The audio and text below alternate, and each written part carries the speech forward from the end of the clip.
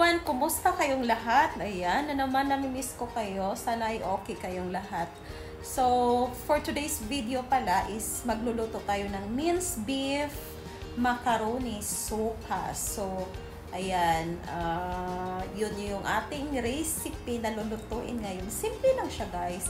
Ang mga luto ko naman is simple na luto lang. Alam mo naman na ngayon, so magba-budget tayo. So, yun yung mga ma-afford lang natin ng ating lulutuin. So, ngayon, magpe-prepare na tayo. Na-prepare ko na pala siya. Meron tayong more cubes, chicken flavor, meron tayong garlic, white onion, meron tayong carrot, meron tayong spring onion, at saka meron din tayong celery. At ang ating minced beef, ayan yung minced beef natin, at saka meron tayong cabbage dito. At ang ating carnation evap, meron tayong macaroni dyan. Kung nakikita nyo, half cook na siya. Meron tayong black pepper. Meron tayong, dito sa kabila, meron tayong fish sauce.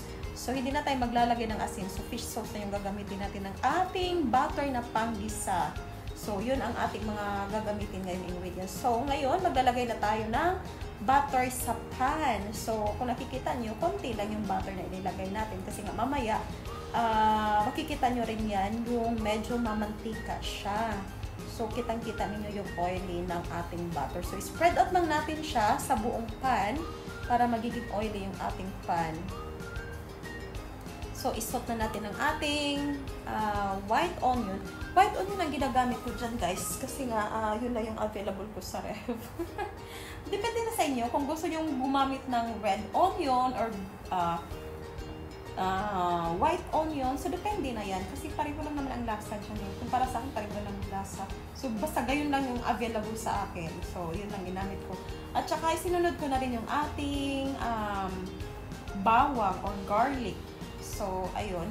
Wala akong estimate ng lahat yan. Yung nilagay kong butter, yung nilagay kong onion, at nilagay kong garlic. So, estimate lang lahat yan. So, kung gaano karami yung lulutuin mo, so, konti lang din. Or, depende sa'yo. Kung gusto mong bawang na maraming bawang, kasi may ibang tao na gustong bawang, diba? So, depende na rin yan. So, yun, paghalo-haloin na natin siya kasi nakikita ko yung mixture is parang pareho na siya. So, ngayon, nilagay ko na rin ang ating minced beef. So, yung minced beef, guys, is 1/4 yan.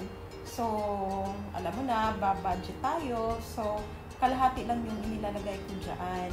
Kasi yung kalahati is para sa susunod na naman na recipe na lulutuin ko. Para naman makapag-budget tayo. Kasi kung, kung lulutuin natin yung yung 1/4 na kilo ng isang beef. So, mamaya wala na tayong panglagay na karne sa ating susunod na lulutuin. So, hindi lang naman isang beses tayong kumain sa isang araw, diba? So, ayun lang.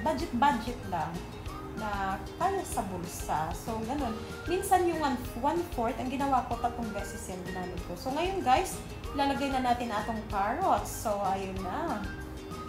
So, maganda ang kulay niyan. Mamaya ang resulta. Makikita nyo pagkatapos yan. Ang ganda ng combinations of color. So, ang ganda tingnan. So, ngayon, naglalagay ako ng tubig.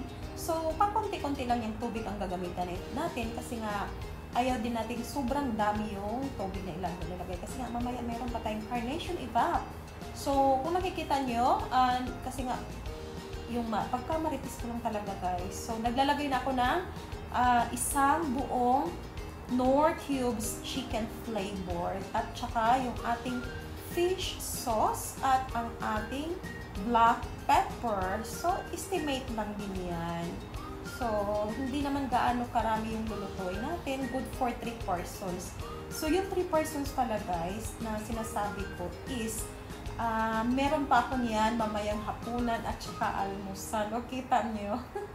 Ganyan ka-budget. So, tipid bulsa, diba? So, pero kung meron ka namang mga friends na pag nakakita akong nagluto ako, syempre, share the blessings. Kasi nga, kung meron din naman sila, so nagbibigay din sila. Kaya, kung nandyan sila, nagbibigay ako. So, ngayon, ang ating celery ang isusunod. So, kaya ako naglalagay ng celery. Supposed to be kung wala kayong celery, so pwede naman. So, yun na yung last na groceries last week. So, ayoko naman siyang masira. So, 3 stick siya, yung binili ko.